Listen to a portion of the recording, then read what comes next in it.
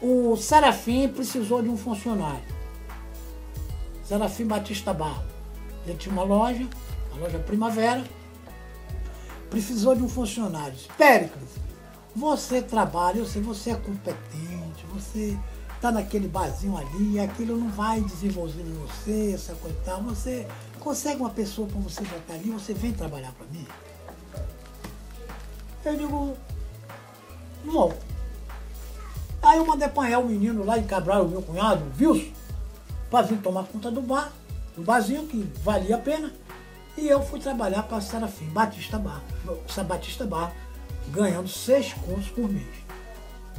Na época era um bom salário. Era um bom salário. Comecei a trabalhar para o seu Serafim. Era 6 conto. A 6 contos por mês. 6 conto por mês. Hoje representa o quê? R$600? Mais um pouco. É um salário, né? Era um salário? Na época não tinha negócio de salário, né? Na época era um ordenado. Era uma espécie de um salário, então. Era R$1.000. Um salário e meio.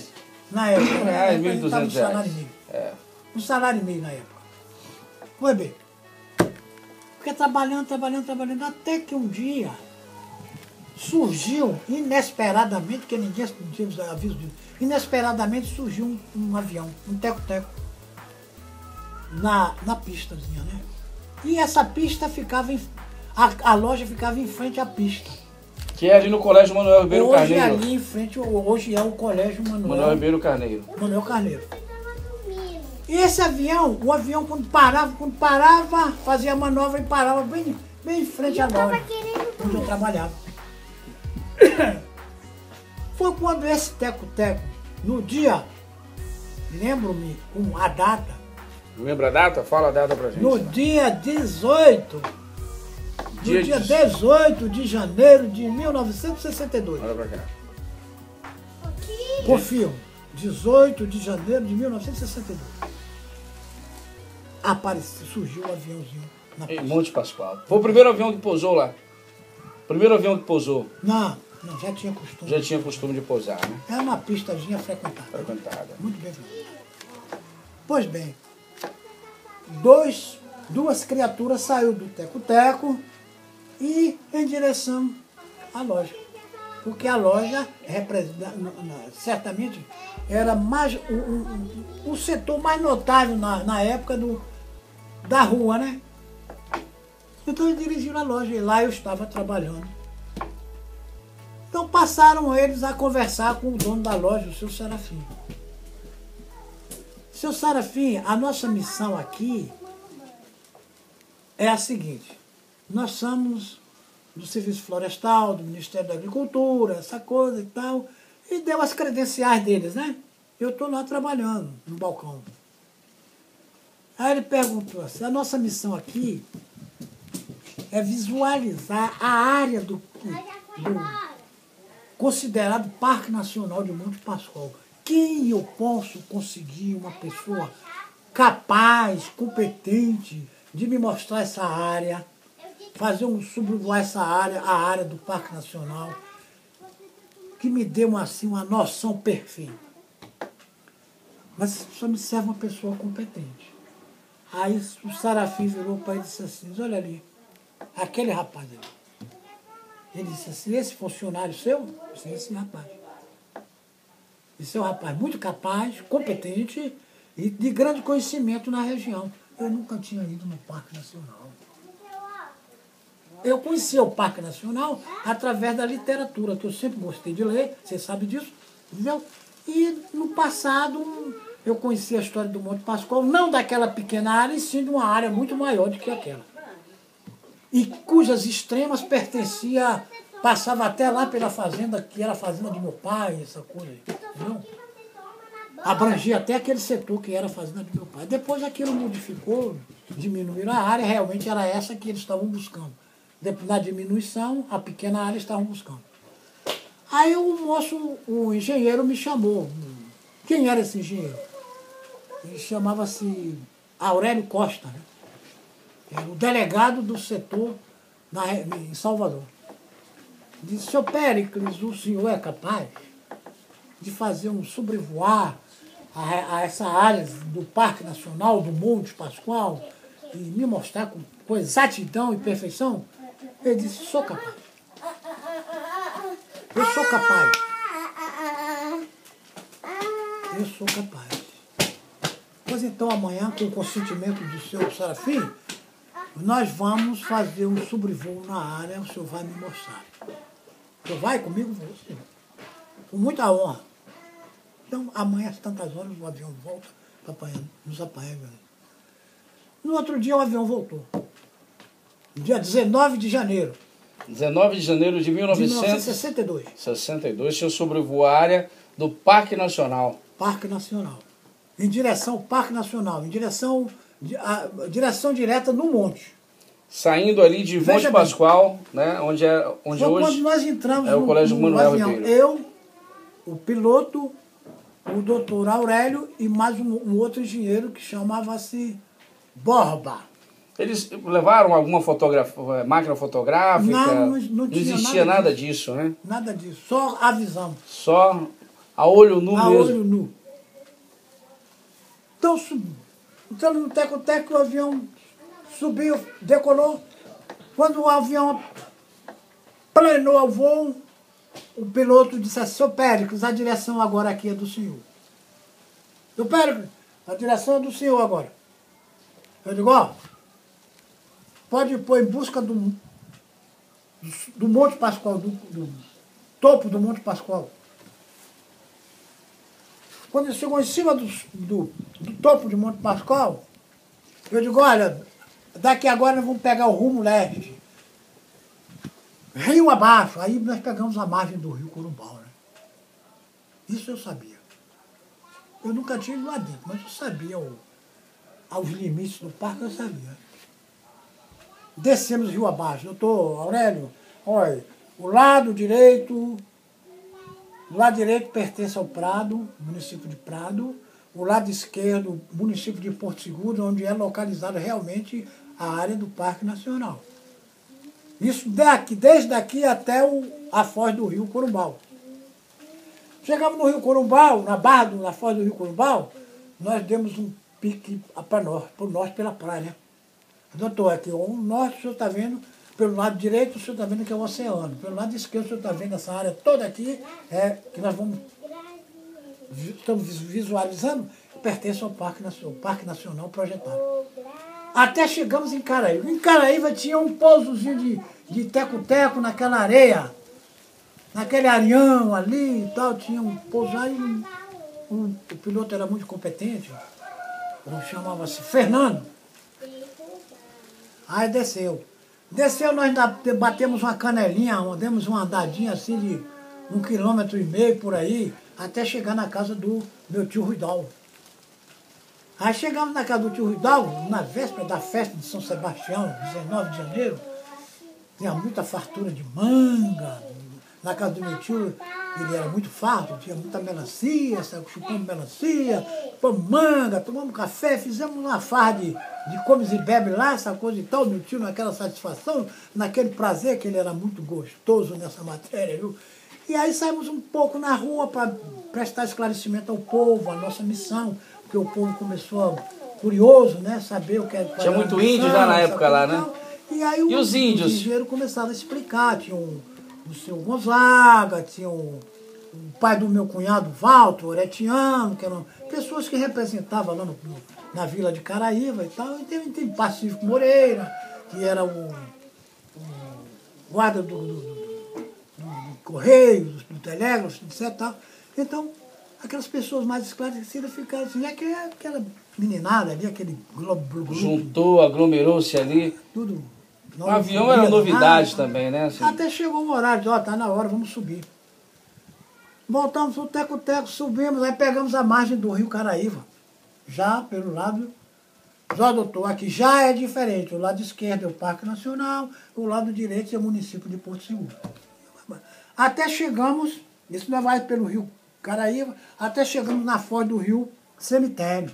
Quando chegamos no rio Cemitério, já agora, pega esse baixão aqui que é do rio Cemitério. Doutor, aqui é realmente onde pelo que o parque é notável, o rio Cemitério. Até ele passava, o cemitério passava assim por detrás do morro, por detrás da serra do Monte Pascoal. Assim. O Rio Cemitério. Aí as suas cabeceiras por detrás do Monte Pascoal.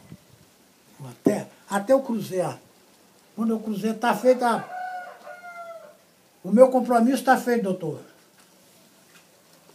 O senhor é muito competente. Ele, me engenheiro, bateu na minha lá em cima. O senhor é muito competente.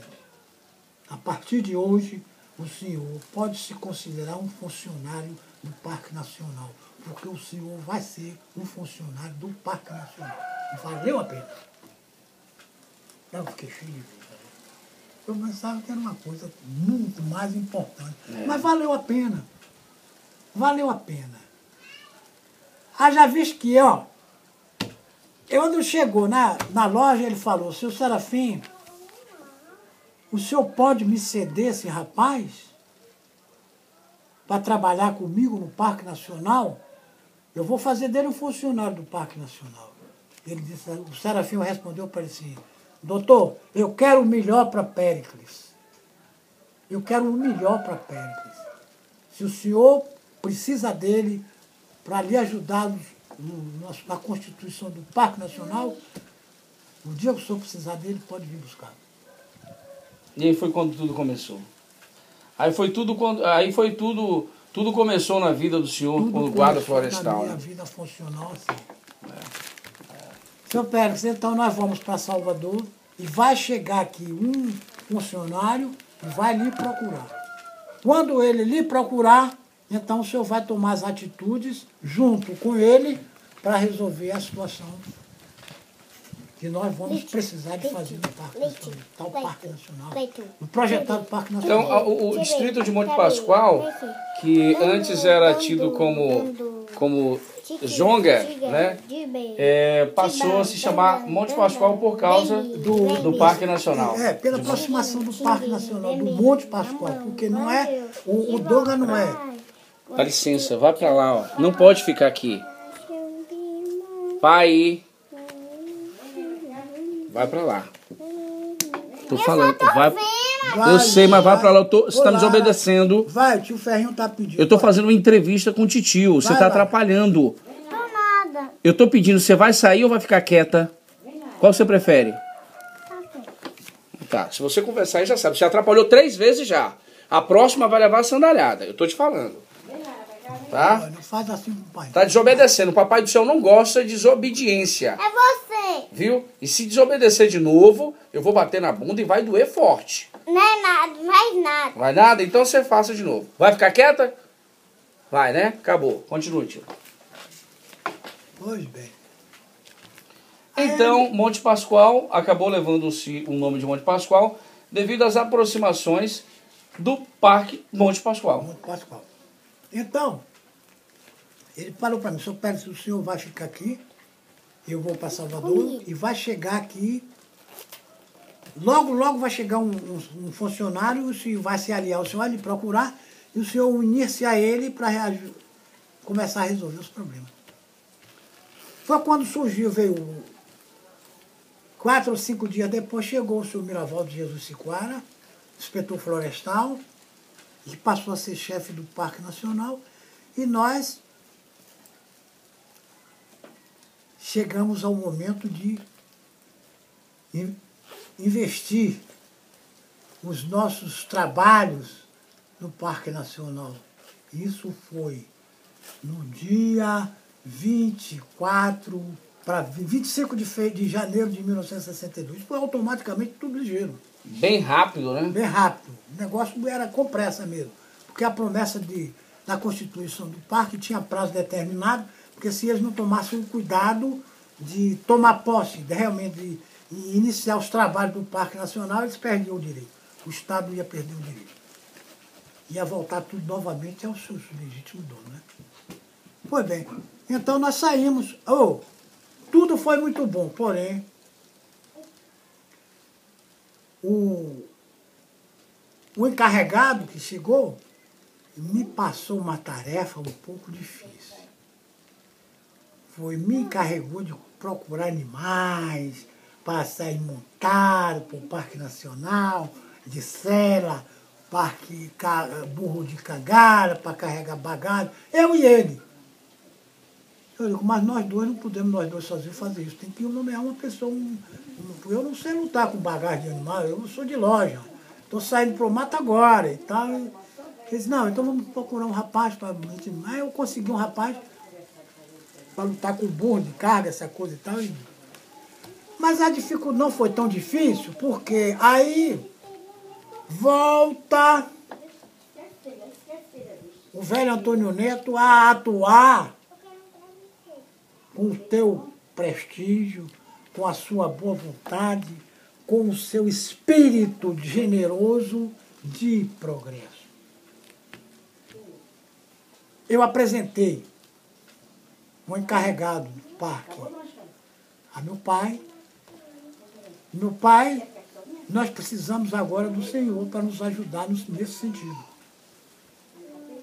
Eu estou aqui às ordens. O que eu puder fazer em benefício do progresso da região, eu faço. E eu não tenho dúvida de que o Parque Nacional de Monte Pascoal vai trazer um progresso para a região. Apesar de que foi muito pouco, mas trouxe. Entendeu? O que é que eu posso, em que eu posso ser útil? Meu pai tinha animais, tinha... Bom, vou lhe dizer até arma meu pai franqueou e que eu passei a usar armas de meu pai. Em primeiro lugar, passei a usar armas de meu pai para enfrentar o Parque Nacional. Porque precisava de ter arma. A resistência foi muito grande? Não. No momento, não. A resistência foi maior após uns 30 a 40 dias depois. Porque enquanto o povo não tomou orientação por ninguém, eles achavam que aquilo vinha trazer para eles um benefício. Depois eles foram orientados de que aquilo vinha trazer para eles um atraso na vida deles. E na realidade foi. Foi um atraso, tomou as terras deles, né? E para tirar essas pessoas dessas terras? Olha, uma luta foi muito grande. O Estado ressarciu, pagou essas pessoas? Pago. Olha, em primeiro lugar, nós tivemos que... A nossa tarefa, designada pelo Ministério... Foi uma missão, então, né? Foi fazer a perícia de quantas propriedades. Depois veio a determinação da valorização das propriedades. Fazer o apanhamento das benfeitorias. Fez todo um levantamento. De cada poceiro. Fez todo um levantamento. Haja visto que a gente era obrigado a contar até pé de pimenta. Sério, rapaz? Verdadeiro. Até pé de pimenta, a gente contava pé de cacau, pé de planta por pé de planta. Isso começou comigo, Miraval de Jesus Siquara, um guarda por nome João, que chegou depois, que ele mandou pegar em Salvador, buscar em Salvador, e após 30 dias depois veio um que residia em Caravelas. Aí ficamos nós 5, fazendo essa perícia, né?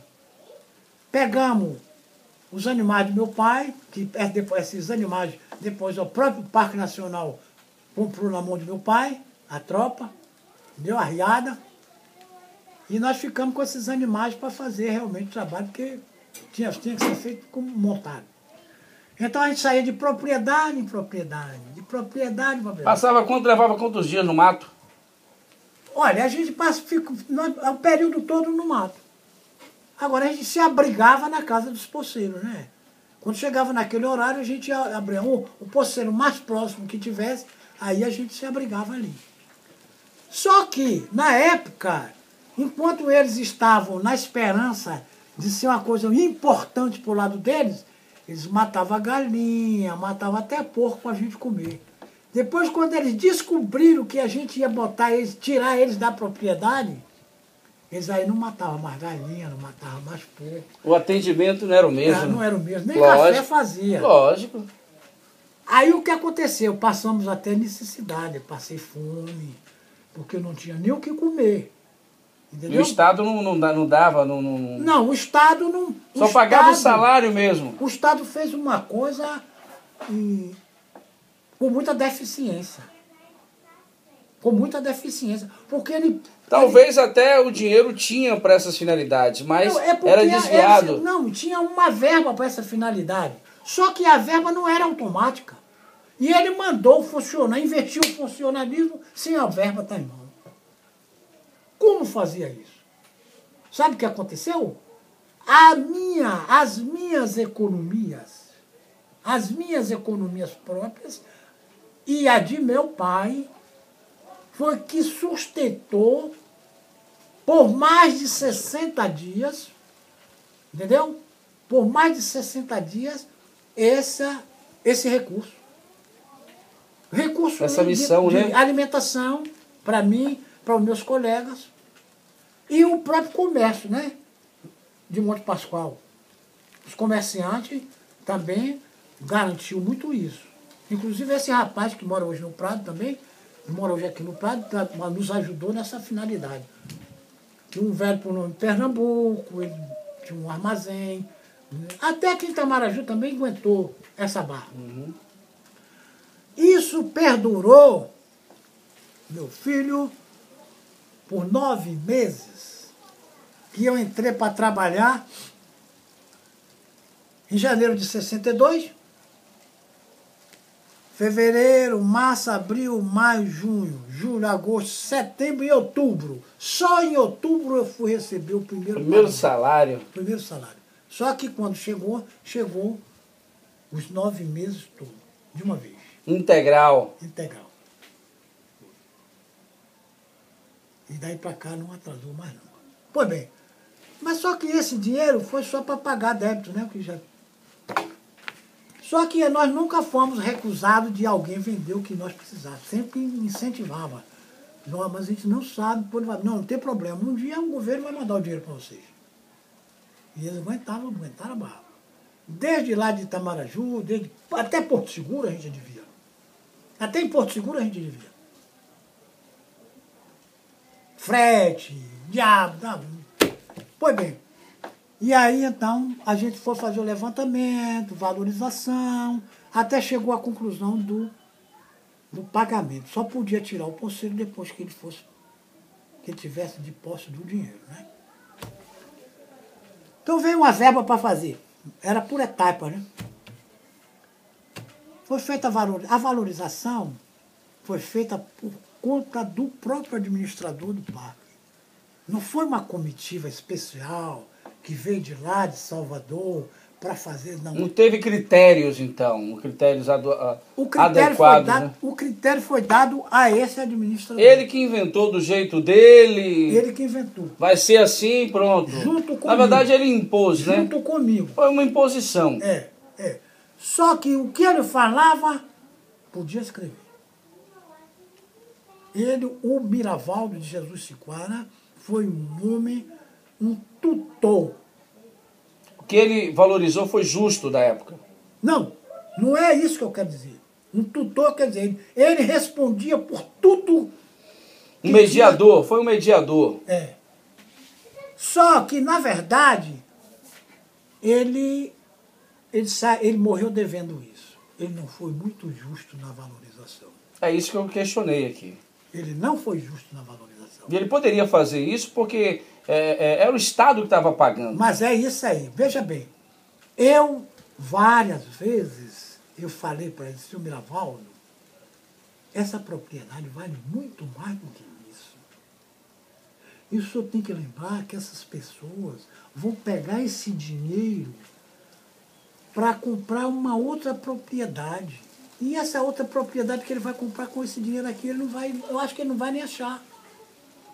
Então o governo está tirando esse pessoal para deixar eles praticamente conversar, mas nós podemos conversar aqui nós dois, o governo vai deixar esse povo miserável. O governo foi omisso, negligente. E como aconteceu. Irresponsável, né? Foi uma irresponsabilidade. Na verdade, tratou aquelas pessoas como simples objetos. Porque eles não eram invasores. Não. Todos que nós encontramos lá eram proprietários que tinham comprado a benfeitoria. Eu não quero dizer que era um dono da mata, mas era dono das benfeitorias que foi plantada por alguém que lhe vendeu. Então a desapropriação do Parque Nacional não foi feita de forma correta. Não foi. Não valeu a pena O Estado nós agiu, termos o trabalho, o Estado agiu de má fé. não valeu a pena nós termos o trabalho de sair de pé em pé de plantação para dizer tem tantos pés de cacau, tantos pés de café, tantos pés de cana. Só foi uma formalidade. Formalidade. Formalidade que me machucou. Machucou ele e machucou os outros colegas. Entendeu? Porque só fomos para lá para sofrer. Passamos necessidade. Sem necessidade, passamos necessidade. Sem necessidade. Porque o que foi feito lá dentro da área do Parque Nacional na época, poderia ser feito fora. Poderia ser feito fora. Somente com a visão. Sua propriedade aqui, ó, vale 10 contos. Para lhe dizer melhor, sabe qual é a propriedade mais valorizada? Eles tinham ali a metragem, cada proprietário tinha a sua metragem era ali. Limite. Era limite. Limite, né? Porém a área, a medida não tinha medição. Não tinha, entendi. Era por limite. Limitava com o seu fulano de tal, seu Ciclano Beltrano. Fulano de tal, então Beltrano, uns tinha mais, outros tinha menos, né? Um mais, outro menos, vamos ver. Certo. Entendeu? Então, não era pela área, e sim pela benfeitoria. A indenização era pela benfeitoria. E o senhor percebeu que, o que eu percebi, as benfeitorias não foram reconhecidas. Porque tinha propriedade aonde o cara disputava por ano 80 mil conto e foi indenizado em 72 mil conto. Absurdo, né? Absurdo o Estado cometeu. Ei, Foi um absurdo. tem geladinha? É o quê, filho? Geladinha? Conceição, a menina quer Tem não, alguma geladinho. coisa. Sim. Então, foi um absurdo, viu? Pessoas que tinham propriedade que valia, na época, 100 mil reais, 100 mil cruzeiros, cruzeiros, né? 100 mil cruzeiros, Cruzeiros na época, era né? indenizado em 30, 40. Eu vou lhe dizer, a propriedade mais bem valorizada que foi feita naquela época custou ao governo 75 contos. O meu pai tinha uma propriedade na época, lá na margem da praia, e que pegava o setor da aldeia de Barra Velha, eu tinha até o nome de Céu, a propriedade chamava-se Céu. E meu pai foi indenizado. A propriedade tinha uma característica para valer, na época, 80 mil contos, e foi indenizado em 35 mil contos.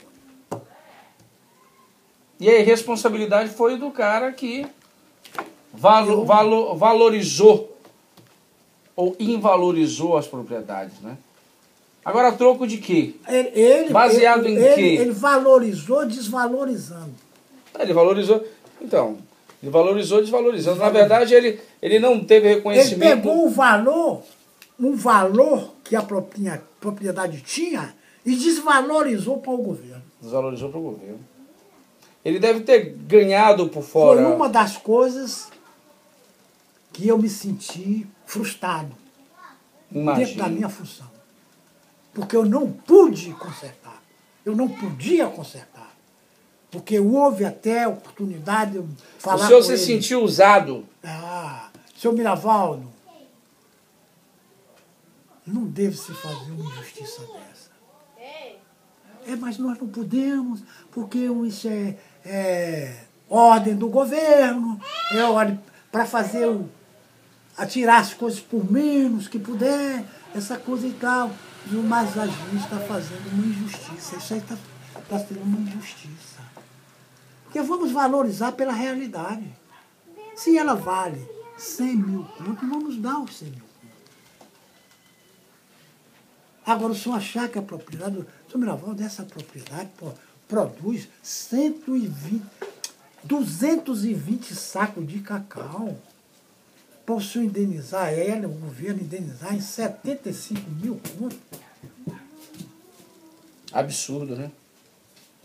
Pensa bem, senhor Miravaldo. Essa propriedade hoje vive quase na sede do Parque Nacional. Ela hoje já bagunçou, acabou. Você trata, né? Virou mato. Então, isso foi uma obra que, na verdade, qual o futuro disso?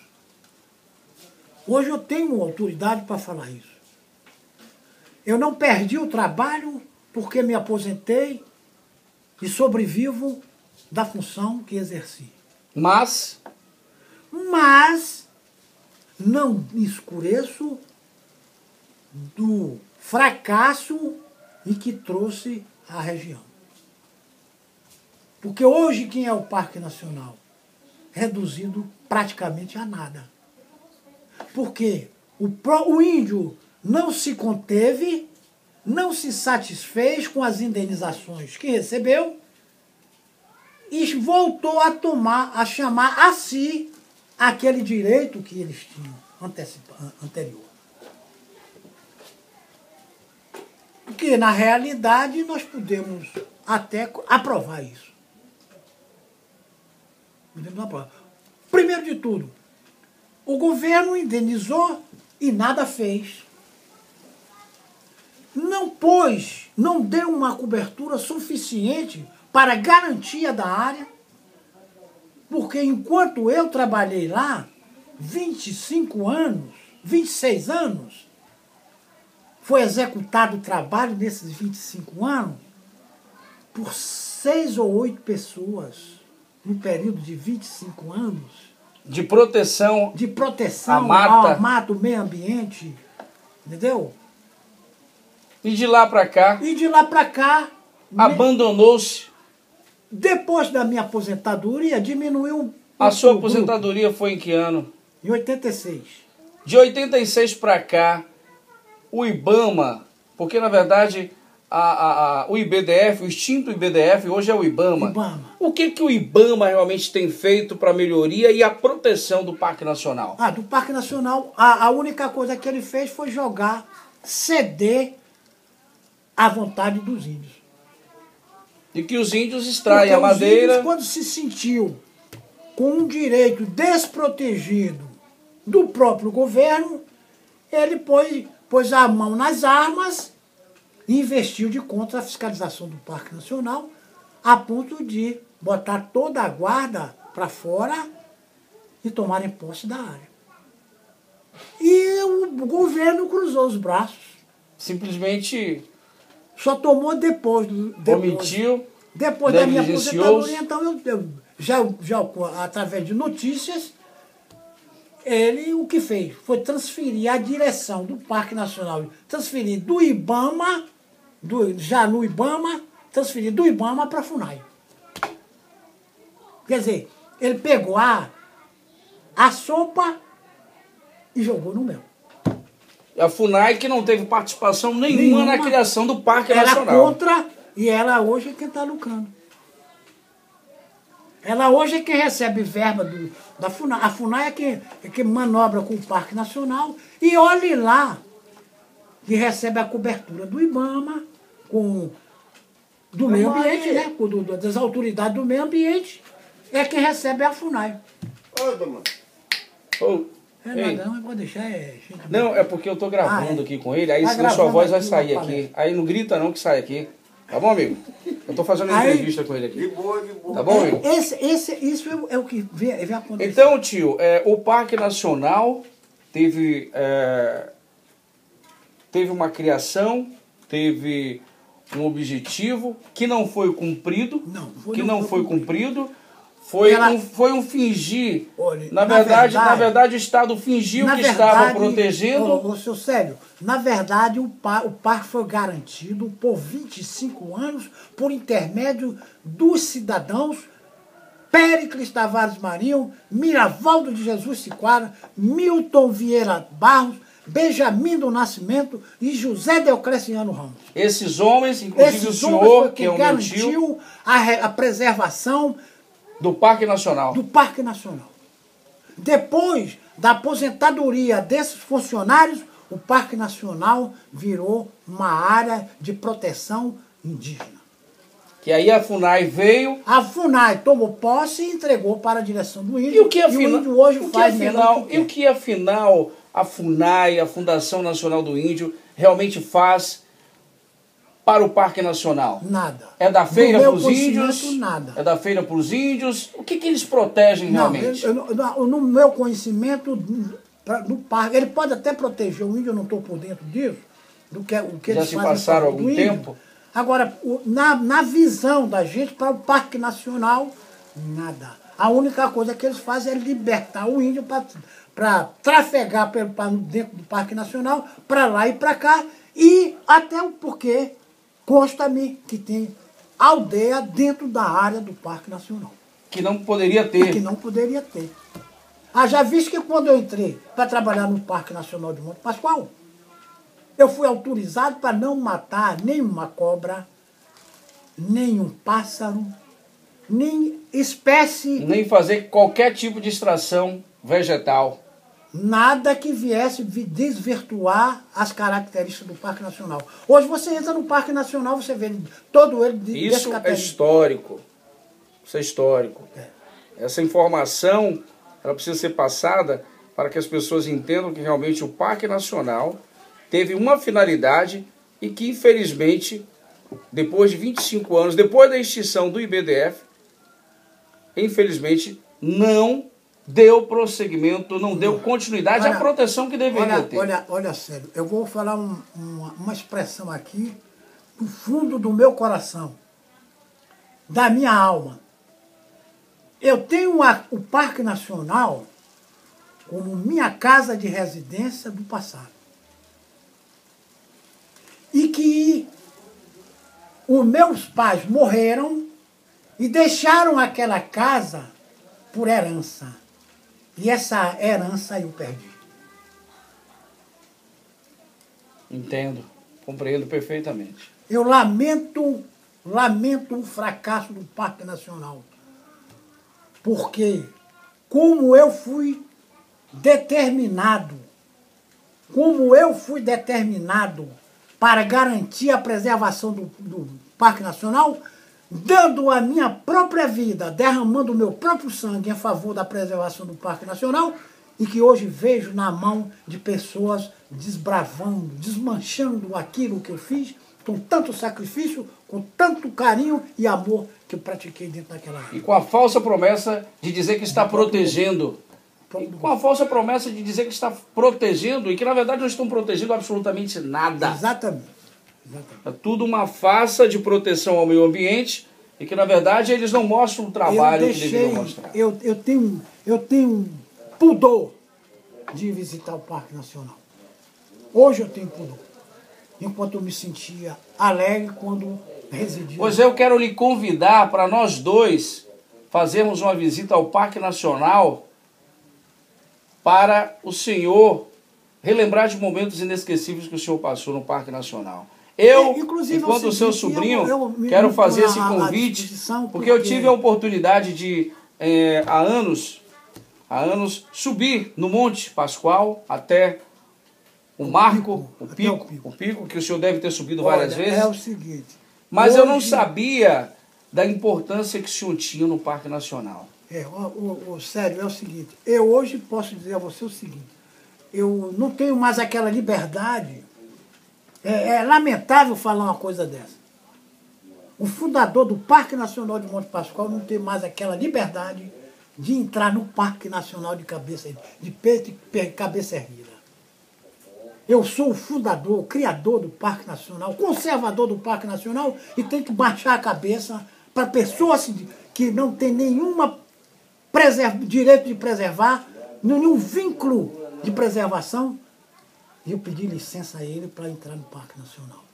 Aquilo que eu construí com tanto carinho, com tanto amor, com tanto sacrifício. E que o Estado e o governo federal não reconhecem. Não reconhecem. O Estado, o governo federal não reconhece nem o Estado, nem o governo federal. De me dar reconhece livre o papel, a importância que esse homem teve com a criação do Parque Nacional. O governo não me dá um direito de liberdade para essa finalidade.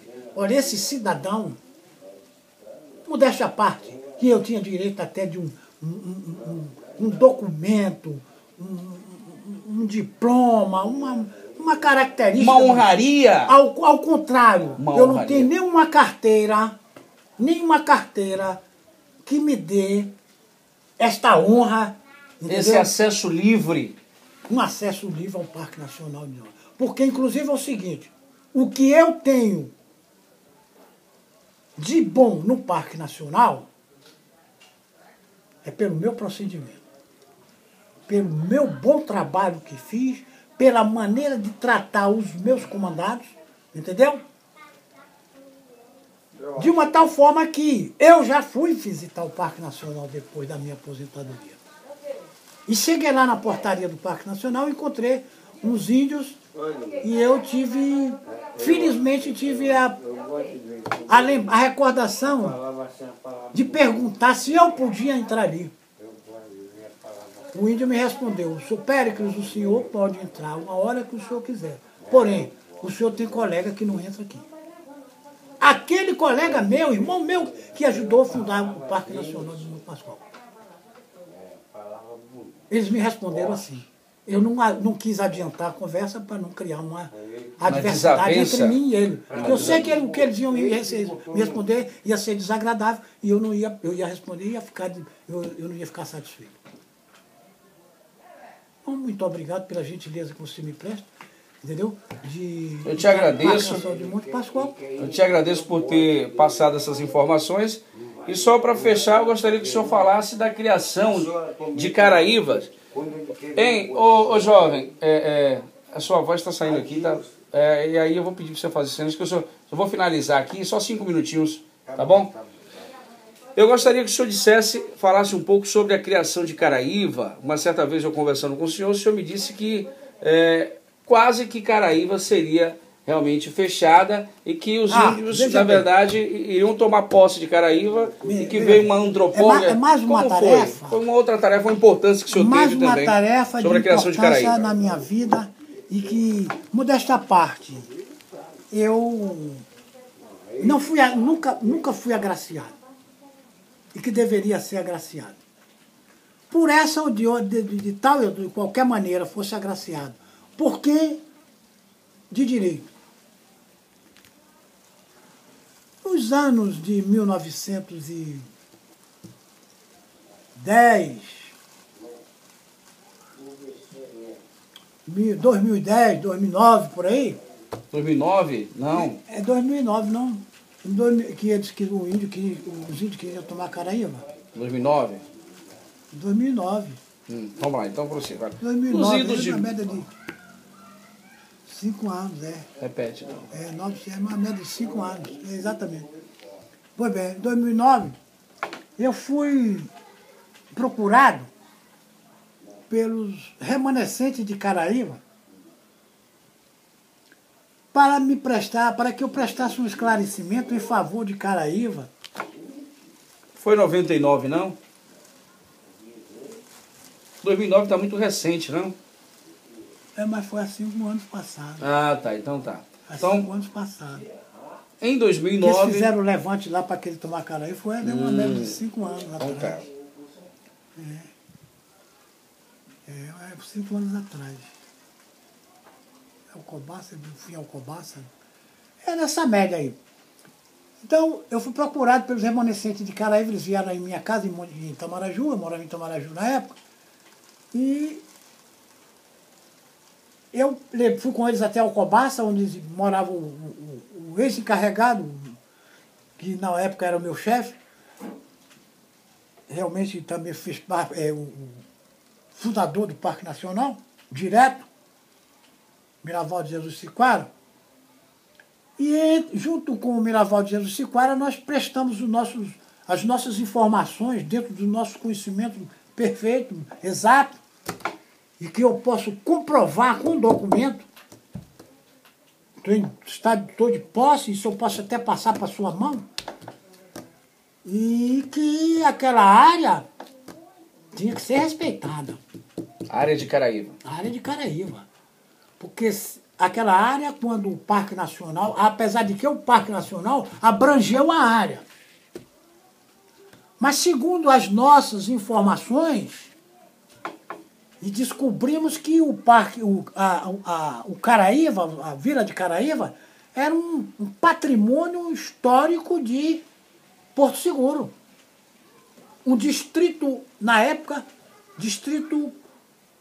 o segundo distrito de Caraíva. Segundo distrito, tinha 2 distritos de Porto Seguro. Era Vale Verde e Caraíva. Então, Vale Verde e Caraíva foram os 2 distritos... 2 distritos. Da época de Porto Seguro. Eram 2 distritos. Certo. Então, quando a direção do Parque Nacional descobriu que Caraíva era uma área distrital... Então, só para a gente focar aqui, na década de 60, quando foi feita aquele estudo via aérea, Caraíva e Vale Verde eram os 2 distritos da época na década de 60 que pertenciam a Porto Seguro. Então é um patrimônio histórico. Da cidade de Porto Seguro. Só que Caraíva ficava realmente dentro da área demarcada do Parque Nacional. Entendi. Entendeu? Então, quando a direção do Parque Nacional tomou conhecimento de que aquela área povoada era distrito de Caraíva, de Porto Seguro, eles respeitou. A direção do Parque Nacional respeitou. E mandou imediatamente que o encarregado do Parque Nacional desmembrasse uma área calculada na época de 20 hectares, parece, 22 hectares. Eu tenho um documento aí que diz a quantidade. Isso é muito Desmembrasse. Foi quando nós fomos desmembrar. Houve-se então o desmembramento. O desmembramento. Eu participei do desmembramento, acompanhei, trabalhei na picada do desmembramento, abrindo rumo. Eu, meu colega Milton, meu colega Benjamin, o encarregado do parque, Miraval de Jesus Siquara. Isso no ano de 1960? Já foi em 1900 e... Essa picada que o senhor fez, na época do desmembramento... aí foi em 67 para então, 60. é isso. De 67 para 60. Uhum. Pois bem. Então a gente desmembrou essa área. Respeitamos. É tanto que a linha, nós temos um marco lá no setor. Temos um marco nos 2 setores. Na praia e no Rio Caraíva. Uma linha reta da praia. Isso começa na praia, lá na praia no setor por nome Areia Branca. Tem um marco lá, histórico, do Parque Nacional. Em busca do Rio Caraíva, que abrangiu, chegou numa volta de rio chamado Pacuio. Pacuio. Lá tem um marco fincado por mim, na nossa gestão, nesse dia dessa picada. É tanto que na época em que eu fui procurado, para prestar o esclarecimento, e já me convidaram para ir até lá para me mostrar esse marco. Eles até fretaram um táxi para me apanhar em Itamaraju e me levaram até Caraíva de táxi, até a minha esposa acompanhou, a Maria da Conceição me acompanhou.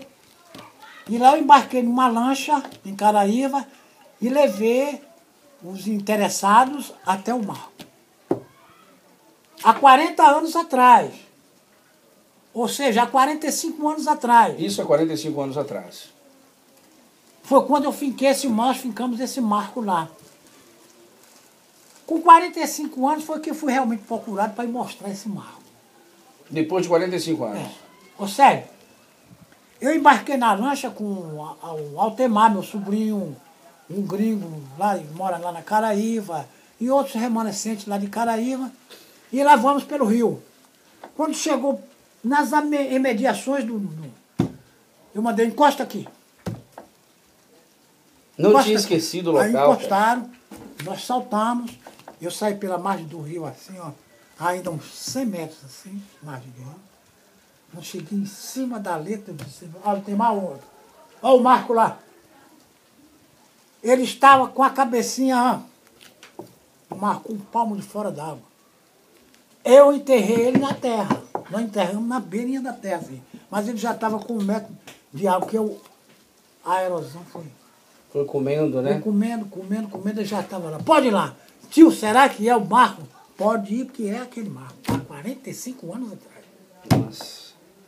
É histórico. Quando ele chegou lá, tirou a calça, foi de calção, só tinha homem. Foi lá e disse, tio, é o Marco. Rapaz! Isso pra você ver. Esse é o Marco. E era o Marco. Ele agora você faz o seguinte, Sativar. Mande fazer um marco e punha no lugar desse. Não sei se ele fez. Depois fomos lá na praia mostrar o de lá. No mesmo período, fui procurado pela uma antropóloga da FUNAI, que estava realmente incentivando o índio para invasão da Caraíba. Ela veio me procurar para prestar também o mesmo esclarecimento. Mas só que ela queria que eu prestasse um esclarecimento em proteção ao índio.